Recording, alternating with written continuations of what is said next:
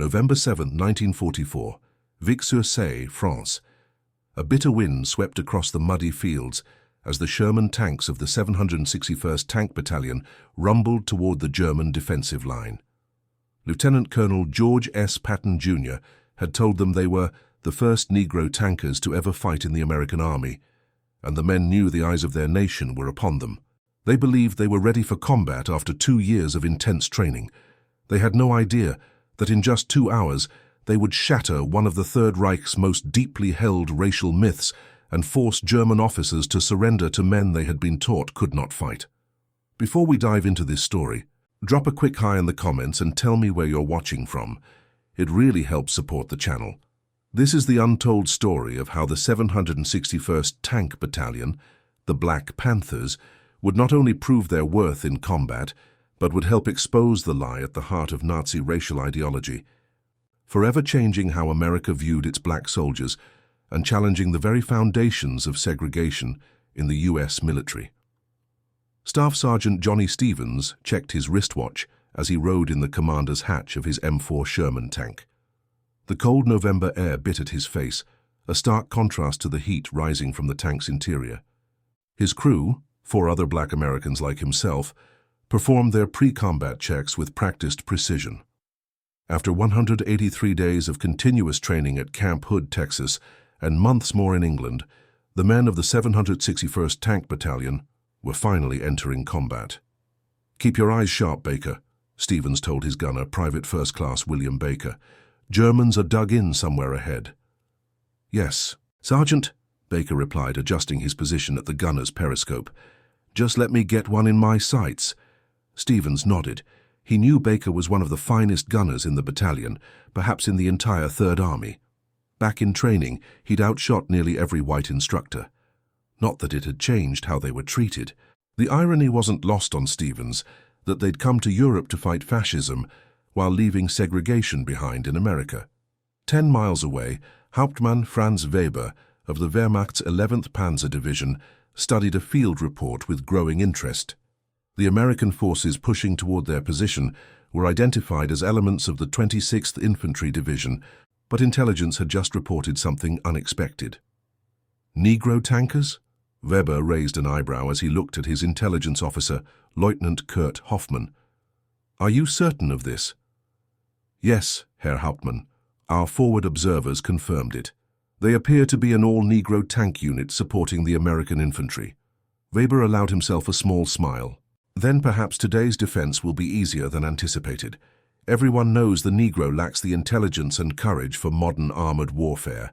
The Führer himself has spoken of their inferiority." "Of course, Herr Hauptmann," Hoffmann nodded. "Our men will be relieved to hear this. Tell the gun crews to prepare. Let's give these Negro tankers a proper German welcome." Back at the American position, Captain David J. Williams, commander of A Company, gathered his platoon leaders for final instructions. As one of the few black officers in the 761st, Williams carried an additional burden of responsibility. "Gentlemen, the 26th Infantry is counting on us to break through the German defenses around Vic-sur-Seille.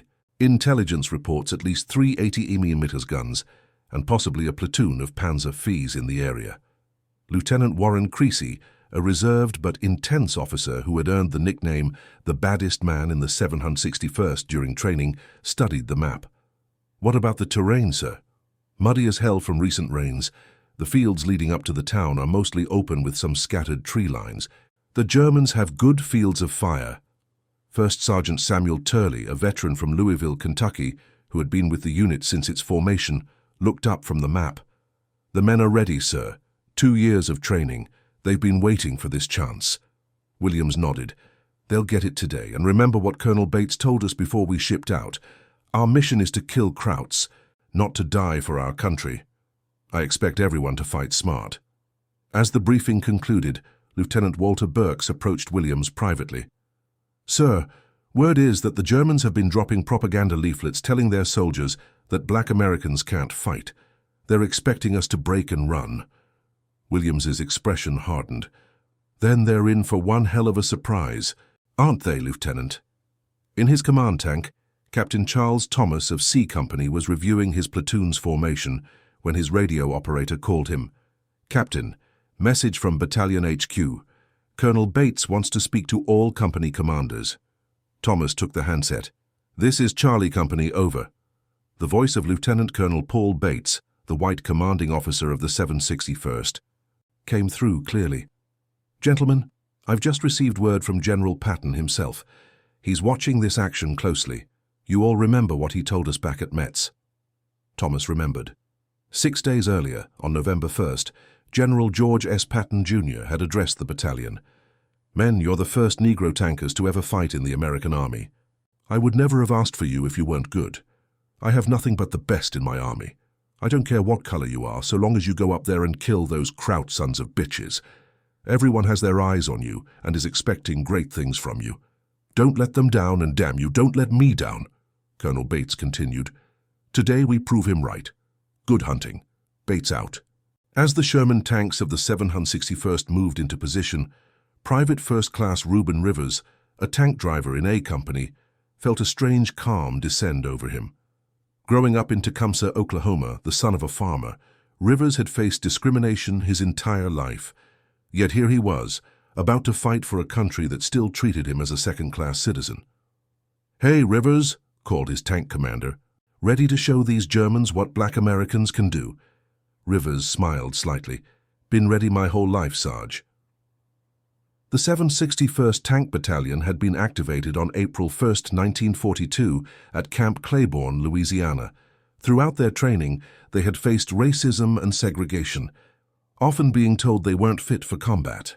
Despite posting some of the highest efficiency ratings in training exercises, they had been kept stateside for over 2 years, while white tank battalions were sent to combat. Even their unit patch reflected their status, a Black Panther with the motto, "Come out fighting." The men had embraced the symbolism, referring to themselves as the Black Panthers, a name that carried both pride and defiance. In his command post, Colonel Bates checked his watch. The attack was scheduled to begin at 700 hours. The 761st would spearhead the assault, with the infantry of the 26th Division following close behind. He thought about the men under his command, all volunteers, all determined to prove themselves. Many had been former athletes, like Lieutenant Jack Robinson, a talented baseball player who had been reassigned before deployment due to his refusal to sit in the back of a bus during training in Texas. Bates knew the historical significance of what was about to happen. This would be the first time in American history that black tankers would enter combat. The stakes couldn't have been higher. At 700 precisely, the American artillery opened up, sending shells screaming overhead toward the German positions. The tanks of the 761st revved their engines and began to advance across the open fields toward Vic-sur-Seille. Hauptmann Weber felt the ground shake as American artillery began falling near his position. Through his binoculars, he watched the Sherman tanks of the 761st begin their advance. "They're coming straight at us," Hoffman observed. "No attempt at maneuver." "As expected," Weber replied. "Hold fire until they're within 800 meters. Let's make every shot count." The German 80-18-meter guns, among the most feared anti-tank weapons of the war, were perfectly positioned to create a killing zone. Weber had fought against American armor before and knew the Sherman tanks were vulnerable, especially to the powerful German 88s. Combined with their crew's supposed inferiority, Weber expected a quick and decisive victory. What he couldn't see was the determination in the eyes of men like Staff Sergeant Johnny Stevens, who had waited 2 years for this moment, men who had something to prove not just to the Germans, but to their own country. As the Shermans crossed the 1,000-meter mark, moving steadily through the muddy fields, the German guns remained silent, waiting for the perfect moment to spring their trap. In the lead tank, Staff Sergeant Reuben Rivers watched the terrain carefully, looking for any sign of anti-tank guns or mines. His gunner, Corporal James Williams, scanned through his sight. "Nothing yet, Sarge," Williams reported, "but they're out there." Rivers nodded. "They want us closer. Stay sharp." At 800 meters, the German guns opened fire. The distinctive crack of the 80-millimeter guns echoed across the battlefield, followed immediately by the whistle of shells cutting through the air. The first shell struck a Sherman in the second platoon, hitting it directly in the frontal armor. The tank erupted in flames, its ammunition cooking off in a secondary explosion that sent its turret flying into the air. "Tank hit, 9 o'clock," Stevens shouted into his radio. "Evasive action." The Shermans began to zigzag, making themselves harder targets as they continued their advance. More German shells found their marks. Within minutes, 3 Shermans were burning on the field. In his command tank, Captain Williams assessed the situation. The Germans had well concealed their positions, and his men were taking heavy fire. "All platoons, spread out and use smoke," he ordered. "Second platoon, swing wide to the right flank." Lieutenant Cressy's tank was among those executing the flanking maneuver. As they veered right, they spotted one of the German 88mm gun positions. "Target, anti-tank gun, 2 o'clock, 600 meters," Cressy called to his gunner. "On target," the gunner replied. "Fire." The Sherman's 75mm gun roared, sending a high-explosive shell directly into the German position. The shell struck home, destroying the gun and killing its crew instantly. "Good shot, now find the next one," Creasy ordered, his voice steady despite the chaos around him. On the German side, Hauptmann Weber watched with growing concern as the black tankers responded to the ambush with unexpected skill and coordination. "They're flanking our position," Hoffmann reported urgently. "They've already knocked out 2 of our guns." "Impossible," Weber muttered, though the evidence before his eyes contradicted everything he had been told about Negro soldiers. These men weren't breaking and running. They were fighting with determination and tactical awareness that matched any unit he had faced before. "Order the panzers to engage," Weber commanded. "We need to stop their advance now." 3 German Panzer IV tanks emerged from concealed positions near the town, their long-barreled 75mm guns trained on the advancing Shermans. The battle intensified as tank fought tank across the muddy fields outside Vic-sur-Seille. The Sherman tanks of the 761st, though technically inferior to the German panzers in terms of armor and firepower, made up for it with superior numbers and the skill of their crews. Staff Sergeant Stevens spotted one of the panzers emerging from behind a stone farmhouse. "Panzer, 10 o'clock, 500 meters," he called to Baker. "Armor piercing." "Loading AP," the loader confirmed, slamming the heavy shell into the breech. "On target," Baker called. "Fire." The Sherman rocked back as its gun fired. The shell struck the panzer on its flank, penetrating its armor. The German tank slewed to a halt, smoke pouring from its hatches as its crew abandoned the burning vehicle. "That's how it's done," Stevens shouted. "Find another target." Nearby, Lieutenant Cressy's tank had been hit and disabled by German fire. Rather than remaining in the relative safety of his damaged vehicle, Cressy climbed out, obtained a working machine gun, and proceeded on foot, providing covering fire for the advancing infantry. His actions would later earn him consideration for the Medal of Honor, though like many black soldiers of the era, he would receive the Silver Star instead. Private First Class Reuben Rivers' tank had advanced the furthest, pushing directly toward the heart of the German defenses. His aggressive driving had carried his crew through the worst of the German fire. "We've got them on the run," Rivers called to his commander. "They're falling back to the town." Indeed, after just over an hour of intense fighting, the German defense was beginning to crumble. The unexpected ferocity and skill of the 761st had broken through their lines faster than anyone, American or German, had anticipated. Hauptmann Weber could scarcely believe what he was seeing. His forces were in retreat, pushed back by the very soldiers he had dismissed as inferior just hours before. "We need to fall back to the secondary positions," Hoffmann urged. "We can't hold here." Weber nodded numbly.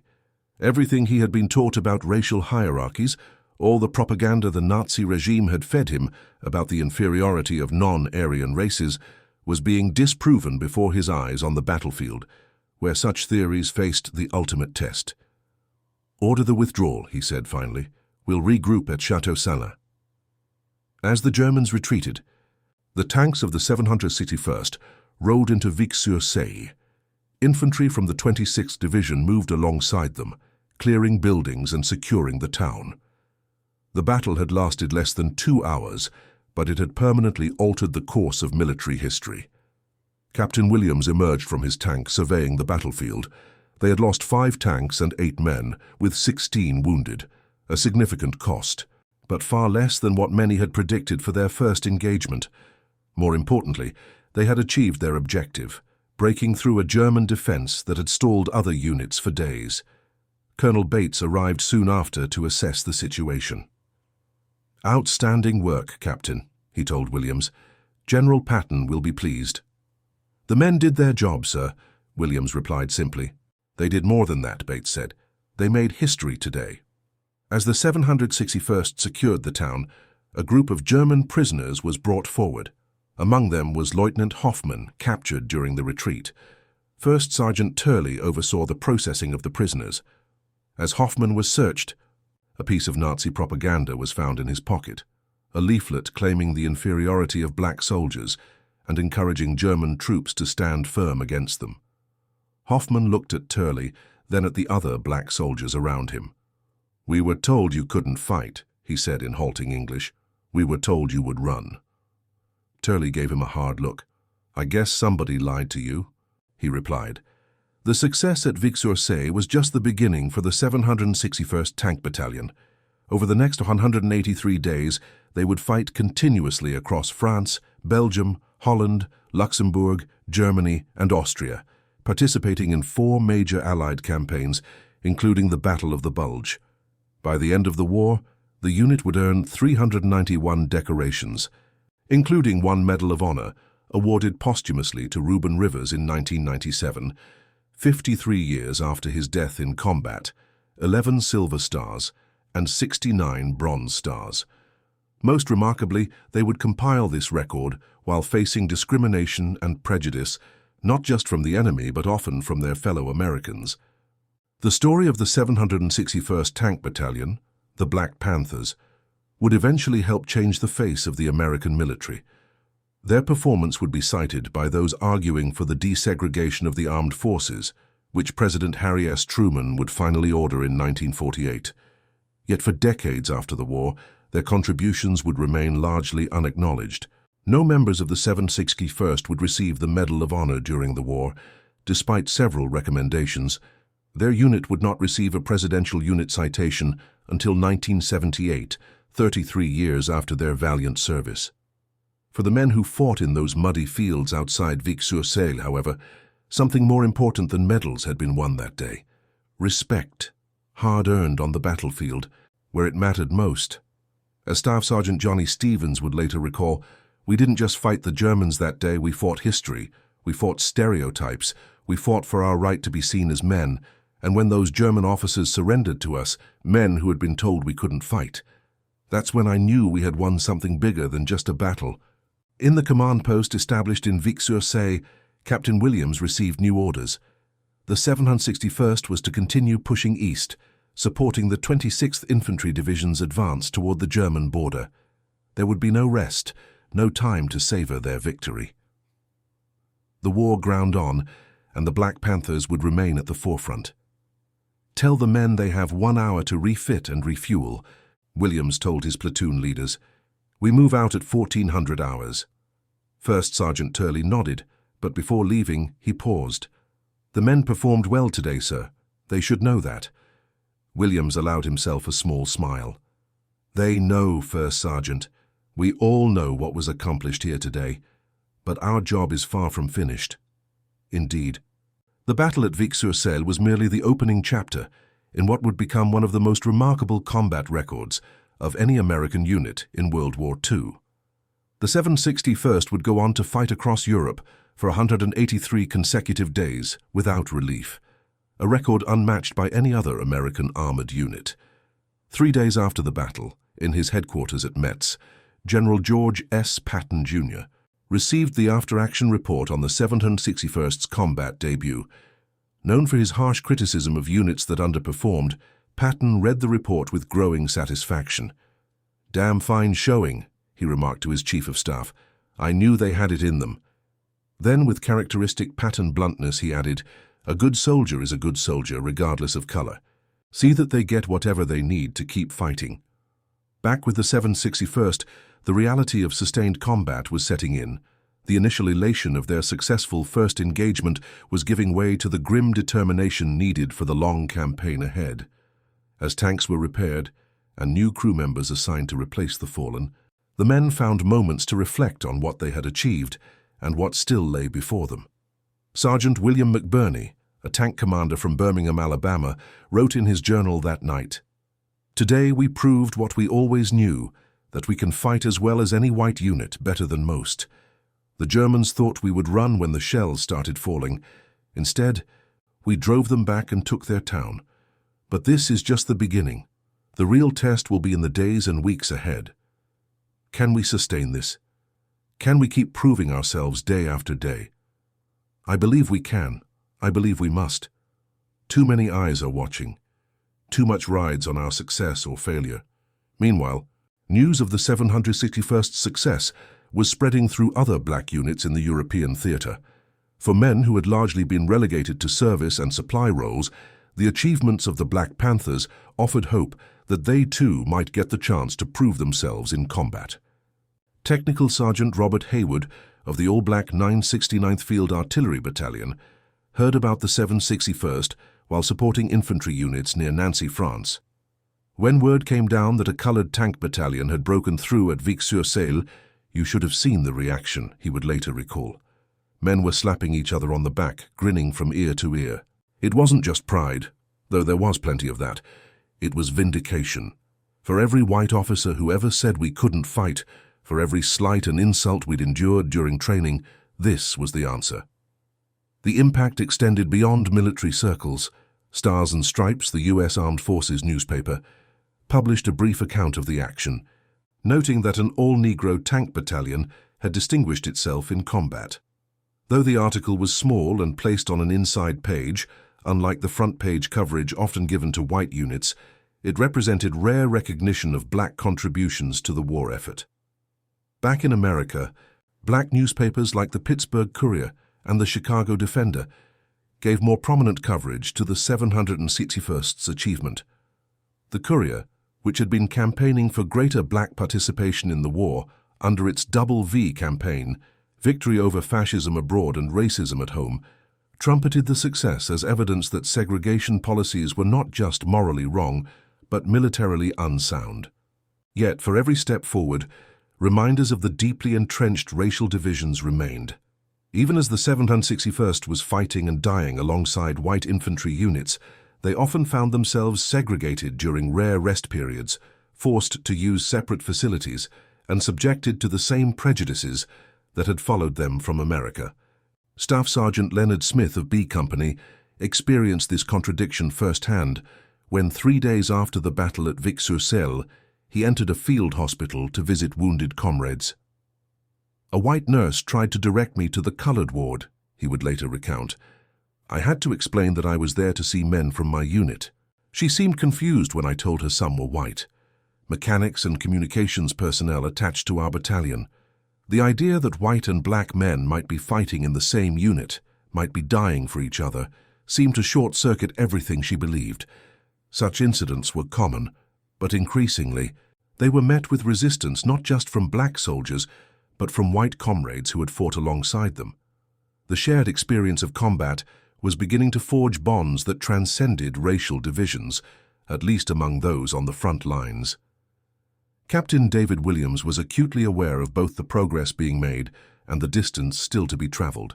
As one of the few black officers in the 761st, most of the battalion's leadership positions were still held by white officers. He navigated a complex position, responsible both to the men under his command and to the white military hierarchy above him. On the evening of November 10th, as the battalion prepared for its next major action, Williams gathered his company in a damaged church on the outskirts of a recently liberated French town. "Men, I won't lie to you," he began. "The fighting ahead will be harder than what we've faced so far. The Germans know who we are now. They won't underestimate us again." He paused, looking at the faces before him, tired, dirty, but determined. "Some people back home, and even some in our own army, are still waiting for us to fail. They expect us to crack under pressure to prove that their prejudices were right all along. But we know better. What we do here isn't just about this war. It's about the war after the war, the one we'll fight when we go home, the fight for respect, for equality, for the right to be treated as men." Private First Class Warren Creasy, who had distinguished himself at Vic-sur-Seille, spoke up. "With all due respect, Captain, I'm not fighting for any of that right now. I'm fighting for the man next to me. Everything else can wait till we get home." Williams nodded slowly. "You're right, Creasy, and that's exactly as it should be. Out here we're tankers first, everything else second. But don't think for a moment that what we're doing doesn't matter beyond the battlefield. Every German we kill, every town we liberate, every mission we complete, it all adds up. It all tells a story that will be harder and harder for people to ignore." The next day, the 761st moved out again, pushing eastward against increasingly desperate German resistance. The element of surprise that had aided them at Vic-sur-Seille was gone. Now they faced an enemy that was not only fighting for its homeland, but had been warned about the Black Panthers and their combat capabilities. On November 16, 1944, elements of the 761st encountered heavy resistance near the town of Guebling, France. German forces, including infantry supported by self-propelled guns, had established strong defensive positions in the town. Staff Sergeant Reuben Rivers, despite suffering a severe leg wound from a mine explosion 3 days earlier, refused evacuation and led his tank in the assault on the town. As his Sherman advanced, it was hit by German fire, disabling it. Rivers ordered his crew to evacuate while he provided covering fire. He was killed when a German shell hit his disabled tank directly. For his extraordinary heroism, Rivers was posthumously awarded the Silver Star, though many who witnessed his actions believed he deserved the Medal of Honor, an award that would not come until 1997, when President Bill Clinton finally presented it to his family. The 761st's advance continued through November and December 1944, encountering increasingly stiff resistance as they approached the German border. Then on December 16th, everything changed when the Germans launched their last major offensive of the war, the Battle of the Bulge. As German forces drove deep into the Allied lines, creating the bulge that gave the battle its name, the 761st found itself redirected to help contain the German advance.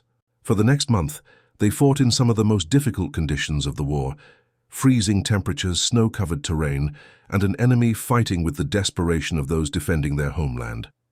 On December 31st, 1944, near the town of Tillet, Belgium, the 761st faced its toughest challenge yet. Ordered to break through to relieve surrounded elements of the 101st Airborne Division, they encountered heavy German armor and anti-tank defenses. Sergeant Floyd Dade's tank was hit 3 times in the fighting around Tillet. Each time, he and his crew made emergency repairs and continued fighting. During one engagement, his tank destroyed 2 German Panzer IVs and a self-propelled gun before finally being knocked out. "We couldn't let each other down," Dade would later recall. "We couldn't let the infantry down, and we damn sure couldn't let ourselves down. Every man in that tank knew what was at stake." The fighting at Tillet lasted for days, with the 761st gradually pushing the Germans back and opening a corridor to the surrounded American forces. The cost was high: 17 tanks lost and dozens of men killed or wounded. But the battalion's reputation for tenacity and courage only grew. By January 1945, the German offensive had been contained, and the 761st resumed its eastward advance, now pushing into Germany itself. Here, they encountered not only military resistance, but the physical manifestation of the Nazi racial ideology they had been fighting against. On April 5, 1945, elements of the 761st, along with infantry from the 71st Division, liberated the Gunskirchen concentration camp, a subcamp of Mauthausen. What they found there, thousands of emaciated prisoners, many of them Jews, living in conditions of unimaginable squalor and suffering, affected the men deeply. Staff Sergeant Samuel Turley described the scene in a letter home. "I've seen a lot of terrible things in this war, but nothing prepared me for what we found in that camp. These people, if you can still call them people, they looked more like walking skeletons, reached out to us as we entered, crying and thanking God for our arrival. Some of the men broke down. How could they not? Here we were fighting for a country that still treats us as second-class citizens, and we find these people who have been treated as if they weren't human at all." It puts everything in perspective. For many men of the 761st, the liberation of Gunskirchen represented a profound moment of clarity about the larger meaning of their service. Whatever discrimination they had faced in America, it paled in comparison to the industrialized genocide perpetrated by the Nazi regime. Their fight against fascism, against an ideology of racial supremacy taken to its logical extreme, took on an even deeper significance. As the war in Europe drew to a close in May 1945, the 761st could look back on an extraordinary record of achievement. They had participated in 4 major campaigns, liberated 30 towns, and captured or killed thousands of enemy soldiers. They had spent 183 consecutive days in combat, a record unmatched by any other American armored unit. The cost had been high: 36 men killed, 260 wounded, and 71 tanks lost to enemy fire. Yet they had proven beyond any doubt that black soldiers could fight, and fight well, when given the opportunity.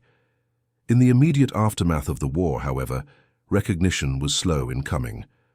While individual acts of heroism were acknowledged with medals like the Silver Star and Bronze Star, no member of the 761st received the Medal of Honor during or immediately after the war, despite several recommendations. The unit itself would not receive a Presidential Unit Citation until 1978, 33 years after the end of the war, when President Jimmy Carter finally recognized their extraordinary service. The citation read, in part, "The 761st Tank Battalion distinguished itself by extraordinary gallantry, courage, professionalism, and high esprit de corps displayed in the accomplishment of unusually difficult and hazardous operations in the European theatre of operations from 31st October 1944 to 6th May 1945. During 183 days in combat, elements of the 761st liberated or captured 30 major towns, 4 airfields, 3 ammunition supply dumps, 461 prisoners of war, and a number of other military installations. The 761st was the first United States Army tank battalion committed to combat in the European theatre of operations, constituted solely of black soldiers. For the men who had fought with the 761st, however, the most meaningful recognition often came not from medals or citations, but from those they had fought alongside. General Patton, addressing the battalion after their actions during the Battle of the Bulge, reportedly said, "I've never seen a better fighting outfit, including the Third Army. You showed them what magnificent soldiers you really are. I'm proud of you. You're the best tank outfit I've ever seen." Coming from Patton, a notoriously demanding commander not given to easy praise, these words meant more than any official decoration. The legacy of the 761st extended far beyond the battlefields of Europe. Their performance, along with that of other black units like the 322nd Fighter Group, the Tuskegee Airmen, and the 92nd Infantry Division, provided powerful arguments for those advocating the desegregation of the American military. When President Harry S. Truman issued Executive Order 9981 on July 26, 1948, declaring that there shall be equality of treatment and opportunity for all persons in the armed services without regard to race, color, religion, or national origin, it was the culmination of a process that had begun on battlefields like Vic-sur-Seille, where black soldiers had proven their worth beyond any reasonable doubt. The story of the 761st Tank Battalion, the Black Panthers, is a testament to courage, perseverance, and the power of performance to overcome prejudice. From their first engagement, where German officers surrendered to men they had been taught could not fight, to their final days of combat in Austria, they demonstrated that skill, bravery, and determination know no racial boundaries. As Staff Sergeant Leonard Smith would later reflect, "We didn't just fight for America in that war, we fought for ourselves, for our race, for the generations to come. Every German tank we knocked out, every town we liberated, every mile we advanced, it was all a statement. It all said, we belong, we can fight, we are men." And no one who saw us in action could ever deny that again. Today, the legacy of the 761st lives on, not just in military history, but in the broader story of America's long journey toward racial equality. Their example reminds us that freedom must not only be defended abroad, but continually expanded at home, and that those who fight for their country deserve to share fully in the rights and privileges for which they risked their lives. The men who served in the 761st came from all parts of America, from northern cities and southern farms, from segregated schools and neighborhoods, where opportunity was limited by the color of their skin. Yet when given the chance to prove themselves in the crucible of combat, they demonstrated qualities that transcend race, qualities that define the best of what it means to be American: courage, resilience, determination, and a willingness to sacrifice for something larger than themselves. Their story is not just about what they overcame, but about what they achieved, not just for themselves but for their country and for the cause of freedom. In the muddy fields outside Vic-sur-Seille, in the snow-covered forests of the Ardennes, and in dozens of other battlefields across Europe, the men of the 761st wrote a chapter in American history that deserves to be remembered, honored, and celebrated. And that concludes our story. If you made it this far, please share your thoughts in the comments. What part of this historical account surprised you most? Don't forget to subscribe for more untold stories from World War II, and check out the video on screen for another incredible tale from history. Until next time. It was a mild spring morning in May 1945 when the men of the 761st Tank Battalion gathered for what would be their final formation in Europe. The war was over. Germany had surrendered unconditionally on May 8th, and the fighting that had consumed the continent for nearly 6 years had finally come to an end. The tanks of the Black Panthers were lined up in perfect rows, their hulls bearing the scars of 183 days of continuous combat. The men stood at attention, their uniforms worn but their bearing still proud, as Lieutenant Colonel Paul Bates addressed them one last time as a combat unit. "Men of the 761st, Bates began, his voice carrying across the assembled battalion. "When we landed in France last October, many doubted what you could accomplish. Today, those doubts have been silenced forever." He paused, looking out at the faces before him, faces that had aged years in just a few months of combat. "You have fought across 6 countries, you have liberated towns and concentration camps, you have destroyed countless enemy tanks and captured hundreds of prisoners. You have earned your place in history." For the men listening, it was a bittersweet moment. They had accomplished everything asked of them and more. They had proven their worth as soldiers beyond any question. Yet they were returning to an America where segregation still reigned, where many of the rights they had fought for in Europe would still be denied them at home. Captain David Williams, standing with his company, thought about the journey they had taken, not just the physical journey across the battlefields of Europe, but the psychological one as well. They had arrived in France as men with something to prove. They were returning as veterans who had proven it many times over. "When we go home," Bates continued, "we will carry with us the memory of those who didn't make it, men like Staff Sergeant Reuben Rivers, who gave his life at Gebling, and all the others who fell along the way. Their sacrifice, like yours, will not be forgotten." Many of the men doubted that promise. They had seen how quickly America had forgotten the contributions of black soldiers after the previous war. Would this time be any different? First Sergeant Samuel Turley, who had been with the unit since its formation at Camp Claiborne, allowed himself a moment of reflection. He had seen the battalion grow from a collection of raw recruits, many of whom had never even driven a car before learning to operate a Sherman tank, into one of the most effective fighting units in the European theater. He thought about their first battle at Vic-sur-Seille, where they had shattered the myth of black inferiority in just 2 hours of combat. He thought about the German officer who had surrendered to him, astonished to find himself the prisoner of men he had been taught could not fight. "We have fought not only the enemy," Bates said, bringing Turley back to the present, "but prejudice and discrimination as well. And we have conquered both. Whatever happens when we return home, know this. You have written a page in American history that can never be erased. You have shown what Americans can accomplish when given the chance, regardless of race or color."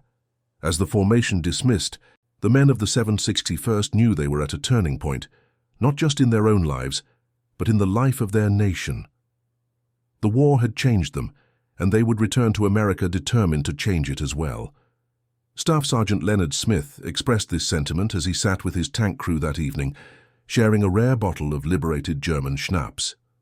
"They can't put us back in the box," he told his men. "They can try, but it won't work. We've seen too much, done too much. We've fought alongside white units, saved white lives, taken the same risks, bled the same blood. How can they tell us we're not equal after that? Private First Class. William McBurney nodded. My daddy fought in the last war. Came home to the same old Jim Crow. Nothing changed for him. This time it's different, Smith insisted. There are too many of us, and we're not going home to be quiet. Indeed, many members of the 761st would go on to become active in the civil rights movement that would transform America in the decades following the war. They had fought fascism abroad. They would now fight segregation at home, armed with the moral authority that came from their service and sacrifice. The journey home began in June 1945, as the 761st was transported to Le Havre, France, to await shipping back to the United States. After months of intense combat, the men found themselves with little to do but wait and reflect on what they had experienced and what awaited them at home. Technical Sergeant Robert Jackson, our tank commander who had earned the Bronze Star for his actions during the Battle of the Bulge, wrote in his journal, "Strange to think that in a few weeks I'll be back in Mississippi, where I can't eat in the same restaurant as a white man. Here in Europe, I've commanded a tank, fought for my country, been treated as a liberator by the French and Belgians. I've captured German soldiers who once thought they were the master race. And now I'm supposed to go back to being a second-class citizen? Something's got to give." On July 7, 1945, the 761st boarded the USS General W.P. Richardson for the journey back to America. As the ship pulled away from the European continent, many of the men gathered on deck for a last look at the land where they had fought so hard and lost so many friends. Staff Sergeant Johnny Stevens stood at the rail, watching the coast of France recede into the distance. Next to him, Corporal James Williams, his gunner, was unusually quiet. "Penny for your thoughts," Stevens said after a while. Williams shrugged. "Just thinking about what's waiting for us back home. All those stories we keep hearing on the radio about race riots in Detroit, in Harlem, about black veterans being lynched down south for wearing their uniforms in public." Stevens nodded grimly. The news had reached them even in Europe. Reports of growing racial tensions in America, of violence against black citizens, especially returning soldiers who were perceived as getting above their station. "It's going to be a different kind of fight," Stevens acknowledged. "But we've learned a thing or two about fighting, haven't we?" Williams managed a small smile. "That we have, Sarge. That we have." The Richardson docked in New York Harbor on July 17, 1945. There was no hero's welcome for the 761st, no ticker-tape parade, no official recognition of their historic achievements. Instead, they were processed through Camp Kilmer, New Jersey, before being sent to Camp Shanks, New York, for deactivation. For many of the men, the journey home brought immediate reminders of the segregation they had temporarily escaped in Europe. On trains heading south, they were forced to move to segregated cars when crossing the Mason-Dixon line. In bus stations and restaurants, they encountered the familiar whites-only signs that had been absent during their time abroad. Private First Class Warren Cressy, who had been recommended for the Medal of Honor for his actions at Vic-sur-Seille, but received the Silver Star instead, had a particularly jarring experience in a small town in Georgia. Still in uniform, with combat ribbons on his chest, Cressy stopped at a diner for a meal. He was told that colored patrons had to order from the back door. When he protested, pointing to his uniform and decorations, the owner threatened to call the police. Outside the diner, an elderly white man who had observed the incident approached Cressy. "You served over there?" the man asked, nodding at Cressy's combat ribbons. "Yes, sir, with the 761st Tank Battalion." The old man shook his head sadly. "My son died at Anzio, never made it home." He looked Cressy in the eye. "I want to thank you for your service, son. Not everyone around here feels the way that fella does." It was a small moment of recognition, but for Cressy and many other returning veterans, such moments were rare.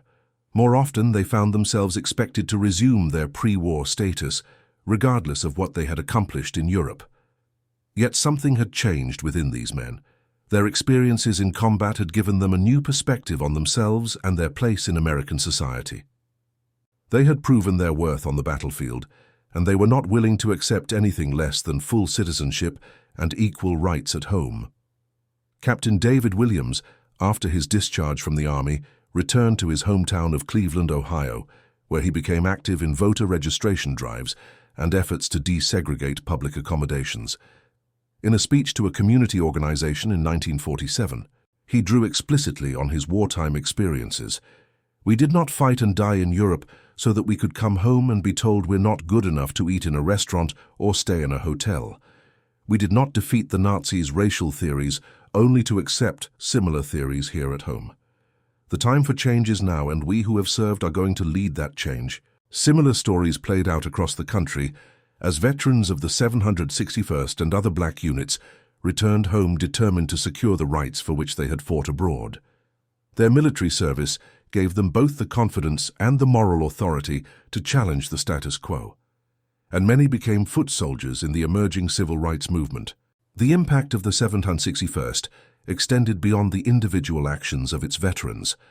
Their record of achievement provided powerful evidence for those arguing for the desegregation of the armed forces, a goal that would be achieved in 1948 when President Harry S. Truman issued Executive Order 9981.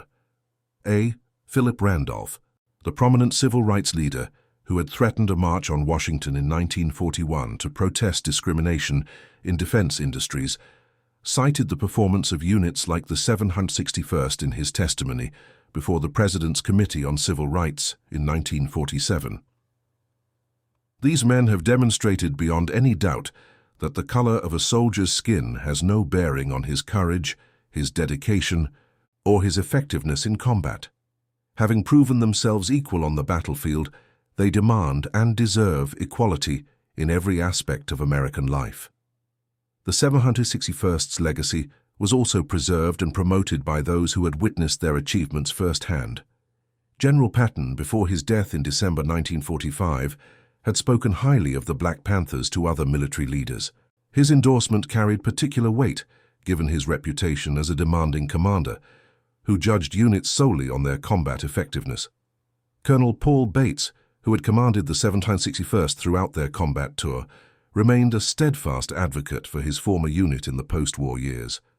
In a 1948 interview, he stated, "I've commanded several tank battalions during the war, and none performed better than the 761st.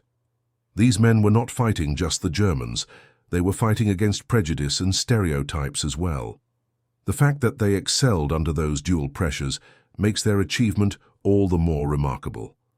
Despite such advocacy, official recognition was slow in coming. The Distinguished Unit Citation, later renamed the Presidential Unit Citation, that many believed the 761st had earned for their performance, was not awarded until 1978, 33 years after the end of the war. Similarly, individual acts of heroism that would have merited the Medal of Honor for white soldiers often resulted in lesser decorations for members of the 761st. It would not be until 1997, under President Bill Clinton, that Staff Sergeant Reuben Rivers would finally receive the Medal of Honor posthumously for his actions at Gebling, France, in November 1944.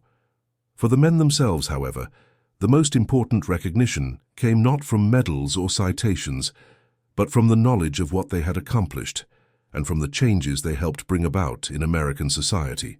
As America entered the post-war era, the experiences of units like the 761st helped fuel the civil rights movement that would eventually dismantle legal segregation and push the nation closer to its founding ideals of equality and justice for all.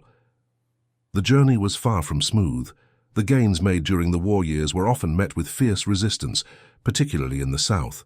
The late 1940s and 1950s saw both progress and backlash as the struggle for civil rights intensified. Yet the men who had served in the 761st carried with them a vision of what America could be, a vision shaped by their experiences fighting for freedom abroad.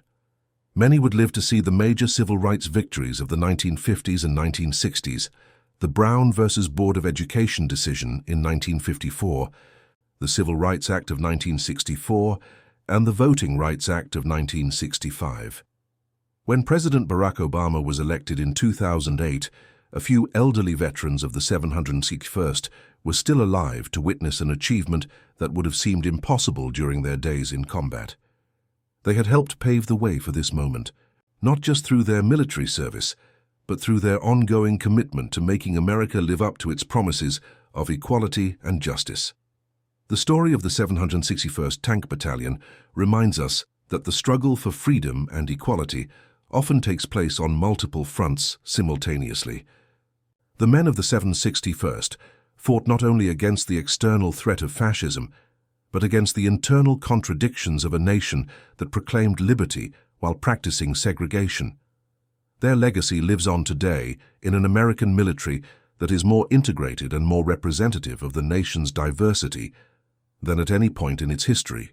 It lives on in the continuing struggle for racial justice and equality, and it lives on in the memory of those 2 hours outside Vic-sur-Seille, when men who were said to be incapable of fighting proved their critics wrong in the most decisive way possible. As Staff Sergeant Leonard Smith would reflect years later, "We didn't just change how the army saw black soldiers. We changed how we saw ourselves.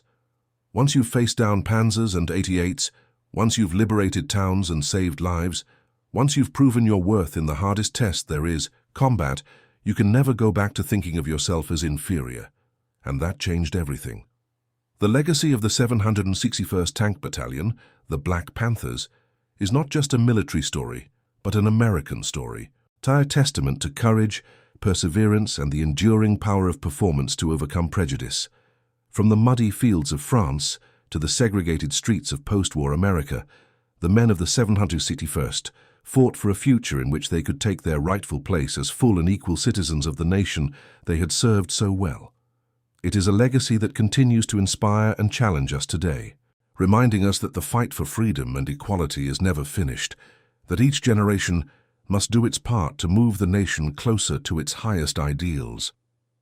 As we look back on their remarkable achievement, we can only imagine what those German officers must have thought as they surrendered to men they had been taught could not fight, men who, in just 2 hours of combat, had shattered one of the most pernicious myths of both Nazi ideology and American segregation. And that concludes our story. If you made it this far, please share your thoughts in the comments. What part of this historical account surprised you most? Don't forget to subscribe for more untold stories from World War II and check out the video on screen for another incredible tale from history. Until next time.